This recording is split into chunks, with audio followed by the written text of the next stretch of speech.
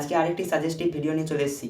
আগের দিন আমি তোমাদেরকে 2 নাম্বারের 30টি কোশ্চেন দিয়েছিলাম, ঠিক আছে? তো আজকে ওই একই সিলেবাস থেকে আমি তোমাদের 3 নাম্বারের কয়েকটি প্রশ্ন দিব।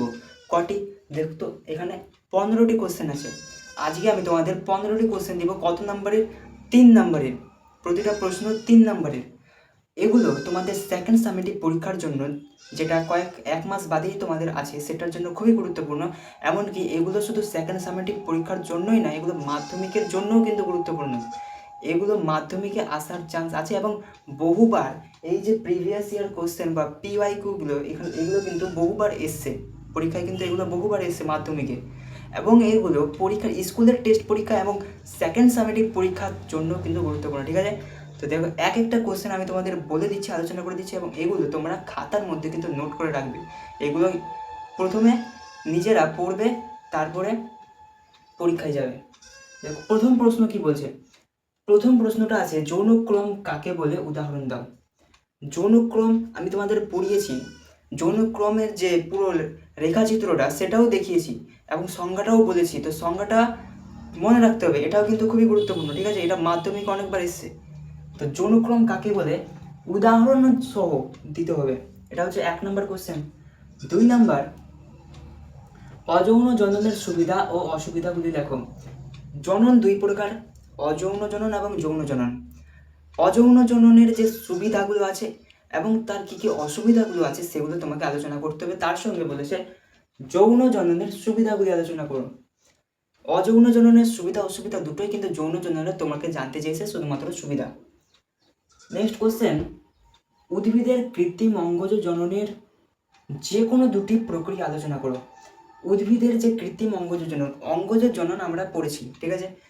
অঙ্গজ জনন 2 ধরনের হয়, একটা হয় কৃত্রিম অঙ্গজ জনন আর একটা হয় প্রাকৃতিক অঙ্গজ জনন।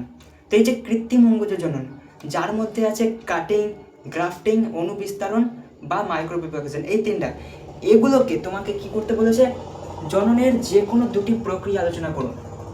ধরো তুমি কাটিং এবং গ্রাফটিং এই দুটো নিয়ে আলোচনা করছো, বা গ্রাফটিং বা মাইক্রো প্রপাগেশন এই দুটো নিয়ে আলোচনা, যে কোনো দুটো নিয়ে আলোচনা করবে এখানে। কেন? কারণ এখানে দুটি প্রক্রিয়া নিয়ে আলোচনা করতে বলেছে। বেশি আলোচনা করতে গিয়ে টাইম নষ্ট করবে না, ঠিক আছে? এটা হলো 4 নাম্বার। 5 নাম্বার বলছে মাইক্রো প্রপাগেশন পদ্ধতিটি আলোচনা করো। এই যে কৃত্রিম অঙ্গজ জননের ক্ষেত্রে যে মাইক্রো প্রপাগেশন বা অনুবিস্তারণ যে প্রক্রিয়াটা, এটা কিন্তু ভীষণ গুরুত্বপূর্ণ মাধ্যমিকের জন্য, এটা কিন্তু অনেকটাই গুরুত্বপূর্ণ।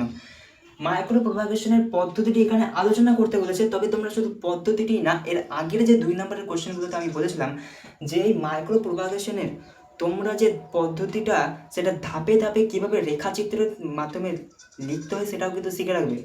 মানে এইটার পরে এইটা, তারপরে এটা, কোনটার পর কোনটা করছে সেটাকে পরপর লিখে নিয়ে তীর চিহ্ন দিয়ে তারপর আবার লিখতে হবে, এরকম কিন্তু পরপর ধাপে ধাপে মনে রাখবে।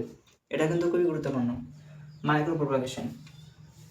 এখান থেকে একটা জনন চ্যাপ্টারের তারপরে বলছে 6 নাম্বার, সপুষ্পক উদ্ভিদের যৌন জননের ঘটনাগুলি বিবৃতি করো। সপুষ্পক উদ্ভিদগুলির যে যৌন জনন, এই যৌন জননে কী কী ঘটনা দেখা যায় সেগুলো তোমাকে লিখতে বলছে, বিবৃতি করো। 3টি ঘটনা লিখবে, তাহলেই হয়ে যাবে। তারপর বলছে সপুষ্পক দ্বিনিষেক পদ্ধতিটি সংক্ষেপে ব্যাখ্যা করো। 8 নাম্বার, সপুষ্পক উদ্ভিদের স্বপরাগযোগের বৈশিষ্ট্যগুলি লেখো। সপুষ্পক যে উদ্ভিদ তার স্বপরাগযোগ বৈশিষ্ট্য, স্বপরাগযোগের বৈশিষ্ট্য বলেছে। উদ্ভিদ তো সপুষ্পক, কিন্তু তাদের স্বপরাগযোগ এবং ইতর পরাগযোগ দুটোই হয়। তো তোমাকে স্বপরাগযোগটা চেয়েছে তোমার কাছে। স্বপরাগযোগ কোনটা? নাকি একই গাছ, সেই গাছের কোনো একটি ফুল, একই ফুলের পরাগরেণু একই ফুলের যদি গর্ভমুণ্ডে যায় তাহলে সেটাকে বলছে স্বপরাগযোগ, বা একটা ফুলের পরাগরেণু সেই একই গাছের অন্য একটা ফুলের যদি ফুলের গর্ভমুণ্ডে যদি পরাগরেণুটা স্থানান্তরিত হয় তাকে বলছে স্বপরাগযোগ। আর ইতর পরাগযোগ যখন অন্য একটি গাছে স্থানান্তরিত হবে তখন তাকে বলা হচ্ছে ইতর পরাগযোগ। তো তোমাকে স্বপরাগযোগটা তোমার কাছে জানতে চেয়েছে। স্বপরাগযোগের বৈশিষ্ট্যগুলি আলোচনা করো, 3টি বৈশিষ্ট্য দিবে, হয়ে যাবে। 9 নাম্বার, সপুষ্পক উদ্ভিদের ভ্রূণস্থলীর গঠন উল্লেখ করো। ভ্রূণস্থলীর গঠনটা তোমাকে কিন্তু জানতে হবে এবং এর কিন্তু চিত্রটাও মনে রাখবে, ঠিক আছে? আমি এখানে লিখে দিচ্ছি, চিত্র সহ। ভ্রূণস্থলী চিত্রটাও কিন্তু গুরুত্বপূর্ণ 3 নম্বরের জন্য, চিত্রটাও মনে রাখবে ভ্রূণস্থলী। 10 নম্বর, কোষ বিভাজন ও বৃদ্ধির সম্পর্ক, বৃদ্ধির মধ্যে সম্পর্ক দেখো। এটা বৃদ্ধি ও বিকাশের পাঠ, কোষ বিভাজন এবং কি বললাম, কোষ বিভাজন আর কি আছে, বৃদ্ধির মধ্যে, এদের দুজনের মধ্যে সম্পর্ক লিখতে বলেছে। তারপরে 11 নম্বর কোশ্চেন কি বলছে, বৃদ্ধির প্রধান দশাগুলির বৈশিষ্ট্য লেখো। বৃদ্ধির যে প্রধান দশা, বৃদ্ধির যে 3টি প্রধান দশা আছে, ঠিক আছে, সেই 3টি প্রধান দশার তোমাকে প্রধান দশার বৈশিষ্ট্যগুলি লিখতে বলেছে। বৃদ্ধি ও বিকাশের মধ্যে সম্পর্ক লিখতে বলেছে, বৃদ্ধি ও বিকাশ এই দুটোর মধ্যে সম্পর্ক এবং কোষ বিভাজন ও বৃদ্ধির মধ্যে সম্পর্ক। বৃদ্ধি ও বিকাশের মধ্যে পার্থক্য, এটাও কিন্তু গুরুত্বপূর্ণ। 13 নম্বর, বৃদ্ধি ও বিকাশের মধ্যে কিন্তু পার্থক্যটা গুরুত্বপূর্ণ এবং তাদের মধ্যে সম্পর্কটাও গুরুত্বপূর্ণ, এই দুটাই কিন্তু খুবই গুরুত্বপূর্ণ।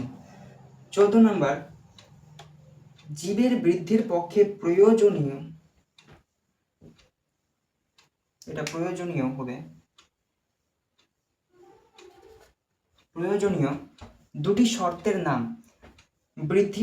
জীবের বৃদ্ধির পক্ষে প্রয়োজনীয় দুটি শর্তের নাম জানতে চেয়েছে, এবং তাদের ভূমিকা লিখতে বলেছে।